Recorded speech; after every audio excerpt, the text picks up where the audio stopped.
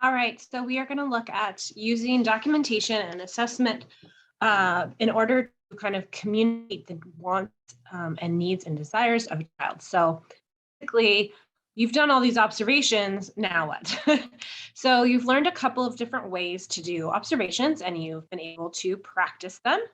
And now I'm going to be for the next 2 weeks be looking at ways that we are going to be using our observations in order to assess and document a child's learning or children's learning.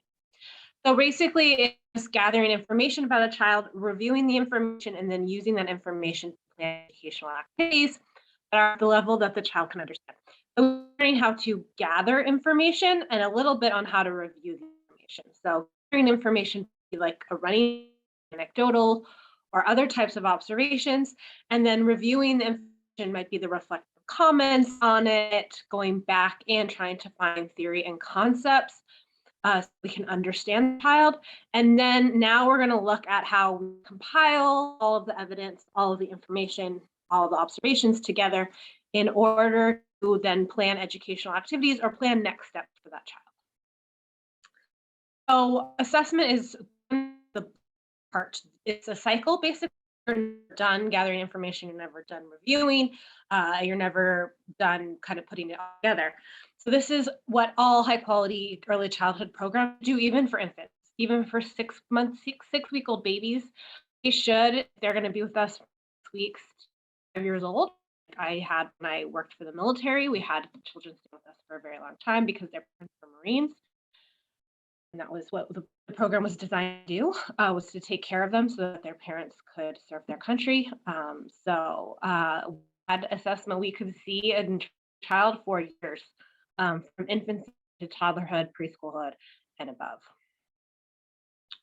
So why should we do this? Because I think without the last part of the cycle, which is kind of assessing, documenting children's learning, then without that, we kind of have for no reason.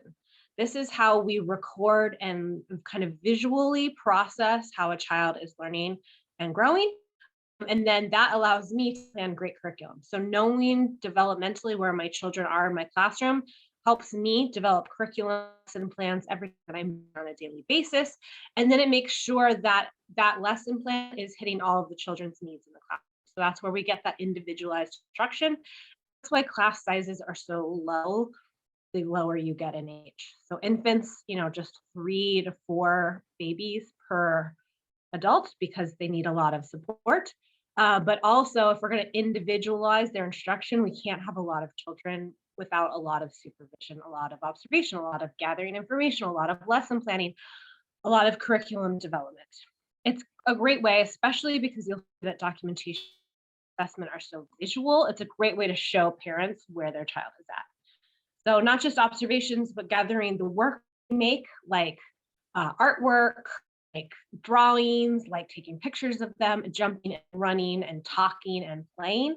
All of that goes into a digital file or a physical file, and then you can show it to the parents. And so we're telling them some pretty high level information about their child and their developmental abilities.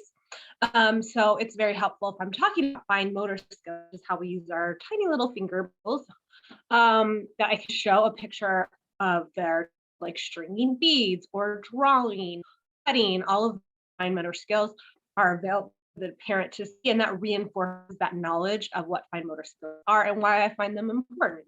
Why should you know how to do fine motor activities? Because we want your child to be able to go into school and to be able to cut and to be able to draw and to be able to write and be able to, and all of the things that are really important for being in school and then being an adult. So assessment is a lot. It gives you as the educator, parents, families, and community members who might be vested in a child's development, like special education teachers, social workers, things like that, information about their development. So on the right-hand side, I have a bunch of different kind of data collection methods that we might use in a classroom. We have scales that look at caregiver interactions. We have one about the home environment. We have ones about the evaluation of the program itself, like what is the principal, the rector, the maintenance people, how do they work and support children, because their jobs are very, very important with administration and taking care of the environment. looking at language and literature, looking at bilingual acquisition, especially here in California, where we're so blessed to have bilingual, trilingual people, children as well. Just the overall program, and then the other types of assessments you can learn about in class as well, or observations you can learn about. So we also want to do it because it can provide a record of growth, your cognitive intellectual learning, your physical or motor finding, and then growth of your big arm, kicking a ball, jumping, high diving, that type of stuff. Language, how you and how you process it and how you speak, social and emotional, kind of regulate your own emotions, and then how you approach learning, which might be like the we learn that. Are you a visual learner, verbal learner? By doing, it might help us understand once we put all of the observations together that a child needs additional support. They might be on the spectrum, they might have a speech delay, they might have issues with regulating their emotions, something like that. Once again, it gives the chance to understand a child so we can provide individualized instruction in our plans. Me identify my strengths and weaknesses. So I've been observing a lot in like art and outside. That might tell me that that's a big part of my curriculum focus, which is great. But what about STEM? What about all the other parts of dramatic play? About full time? What about literacy? Of course, blocks are super important. Of course, art is really important. Playing outside and being a bodily kinesthetic learner is important, but that might show me, especially the use of checklists, the things that I prioritize, and we want to have as many opportunities in that area. And then it often gives visual and communicate with parents and show them what amazing things their children have been doing. And then maybe also we might need to collaborate on best ways to going. They might have a special needs. Now we take our informal operations, data, things like that, and then we often have formal tools called the DRGP, which you're going to be learning about your assignments, and then also some of the other formal tools that we learned about in this class. It's formal and informal, I like a mix of both. I like in the moment, spur of the moment observations, and then I also like a very formal checklist that's been published. We an institution who has provided it for us, and that it's that a specific part of the program or the environment of the curriculum. I love both. I think both are very, very helpful for designing and keeping programs very high quality for children. Portfolios take all of that data. They take formal, they take informal, they take options, they take videos, anything like that, and they put it all in typically a physical file. So we're getting more and more better at being online, iPads and things as well. I would say that right now we're probably a mix. We probably physical file with the child's artwork and maybe a physical checklist and maybe some notes or post-its with spur of the moment observations. And then we probably have a lot of digital ones on our school or classroom, iPad, desktop, or phone. So I'd probably say we're in the mix of both. It'll probably go fully online at some point, but that's a fantastic way for parents to see it as well.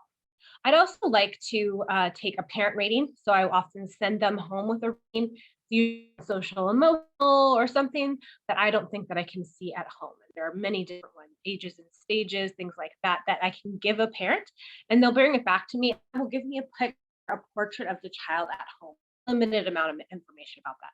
I might also do some standardized for running a pre-K or TK. I might want to get a general sense of are in April and May, they're getting ready to go into summer and then go to be real gardeners.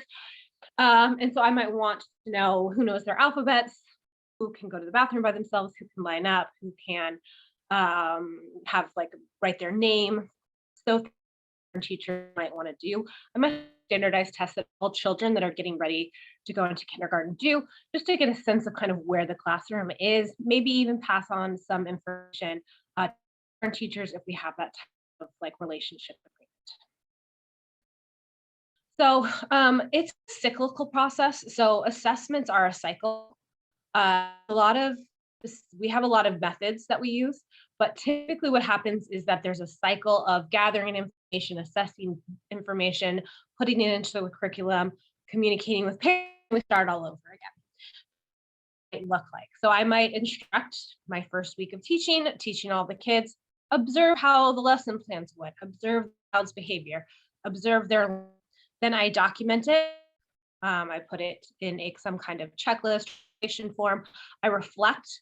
That's kind of what we did in our reflect comments when we were doing running records. What does the child know? What concepts, ideas, theories might the child have shown me in this observation? Going to analyze the things I saw. So does that mean that what age they're in? Does this mean that they're in this part of cognitive development? I want to summarize it because that's a lot of data. I probably can put it into an assessment form, put it into a checklist, put it online. Then I'm going to, so now I have a lot of information about how that week of teaching went, how the children are developmentally, how our behavior and actions were, what the parents thought. Then I'm going to use that to plan more curriculum, more daily lesson plans. And I'm going to communicate it with the people that I work with, other staff, other teachers, directors, principals, things like that. And then I'm going to instruct more. And then I'm going to observe, document, reflect, analyze. So it's a cycle. It's a cycle. If you are in a high quality program, you are constantly in the process of revising curriculum, talking with parents, doing observations, doing checklists. It never ends with you. And that's exactly what we want. That means our program is highly responsive to the needs. Who creates support? The child, because I'm observing them, and their art can go in there, and their pictures are going to go in there, and their videos jumping are going to, their writing samples are going to go in there. Their written work about, or water sample information is going to go on. Their families, so I'll send a checklist home, or I might send me observations. Other teachers who see them at other times, I'm not with all the time. So aides, support teachers, afternoon teachers, staff that might come in contact with them, like speech and language pathologists, things like that. And then other teachers. So if we've had them in a program for multiple years, their infant teacher might communicate some of the information to their teacher when they transition to that room. So this is an example of like a pretty very organized. We've got cognitive, we've got language, physical, cognitive, language, physical, just regular cognitive, and then social emotional for the 2015-2016 school year with a beautiful little picture of her. In there is probably samples of works, checklists, pictures, that. So basically I love portfolios because they're a more visual way to communicate this child's learning or any child's learning.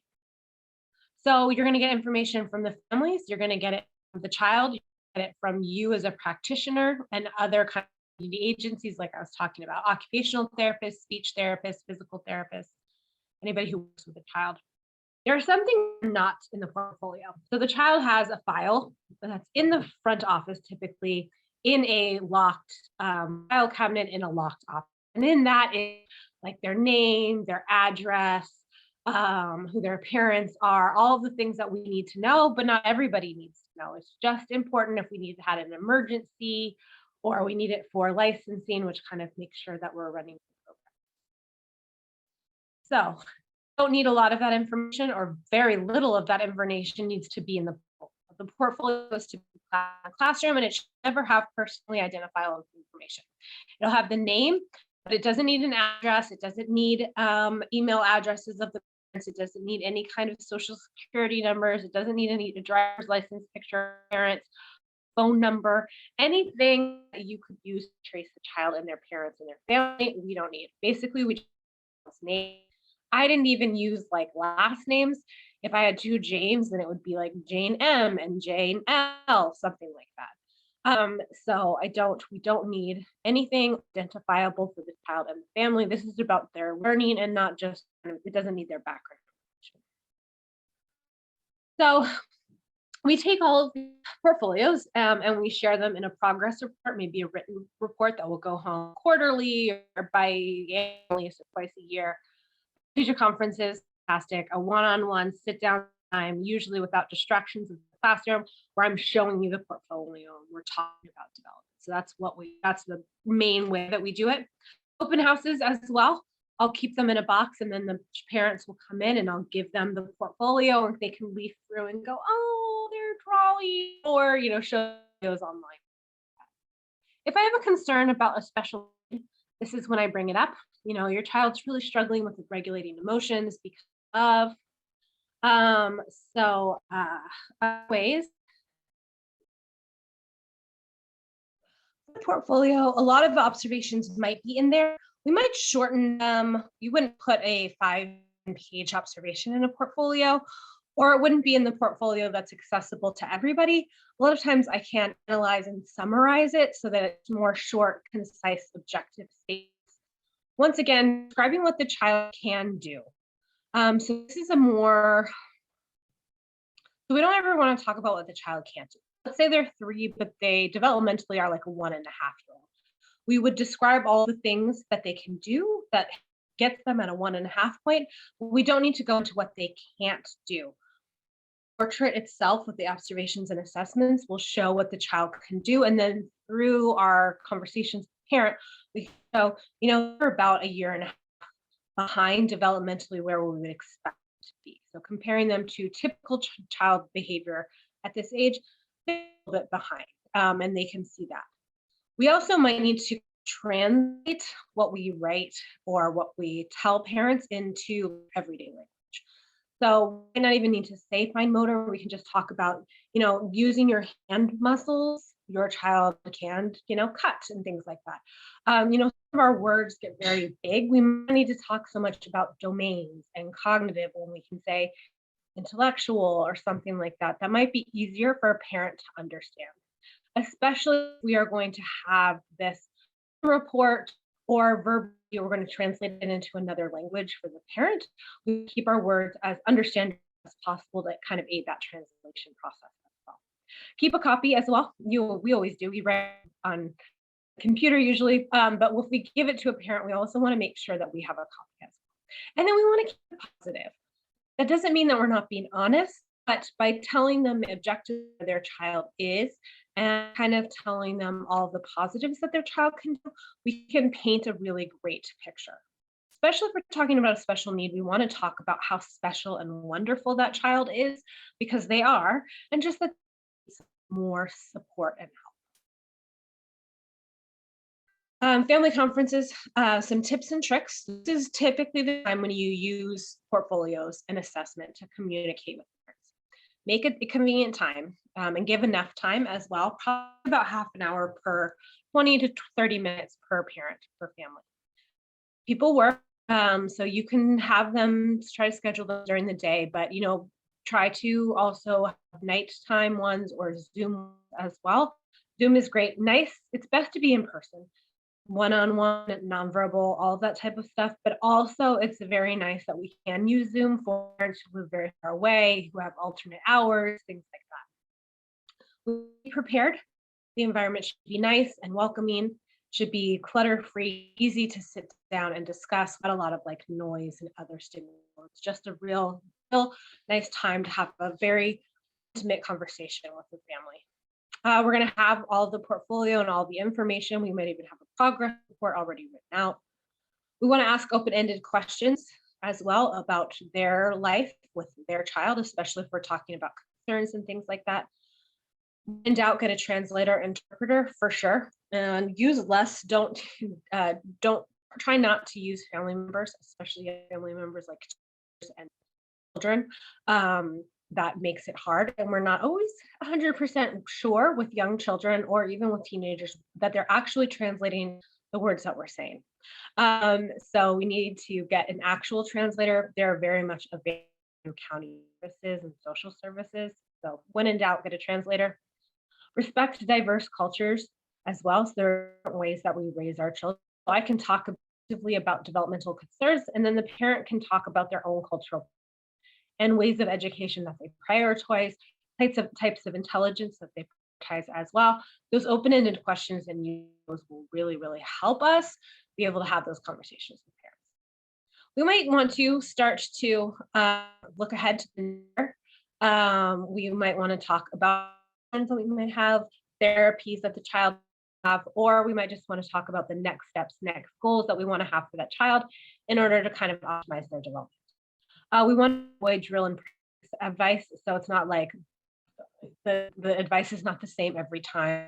Just do your child. It's more tailored to their families and really what they might need as well. So if we do have an issue, maybe behavior or maybe with a special need, we're going to have all of the observations, and we might want to have it from different types of observers, so not just but previous teachers, new teachers, aides, therapists who are already in the classroom, social services as well, where you can kind of it will see objective and objective use different checklists, different types of observations. Then we can try to avoid. We might want to look and have it even printed off for the parents. This is what a 3-year-old should do. This is what a 1-year-old should do. Who you think your child is. This is who you think your child is. And these are some of the services that might really help them operate their development. So we typically have a meeting to talk about it, and I take a lot of meetings.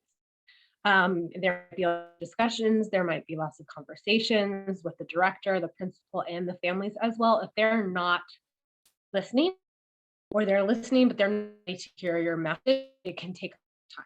You just keep doing your observations, your assessment portfolios, and you build a bigger and better picture of the child. You follow up with them, you have meetings with them, you document with them, and then you make decisions from there. Sometimes children's behavior is so difficult in the classroom that we have to have hard conversations about next steps. For the most part, though, it's a process of trying to communicate with the parents and also allowing them to communicate with us. We can kind of get a better picture of the child and refer them to all kind of services. So portfolios, once again, are typically physical or online, but they're just a compilation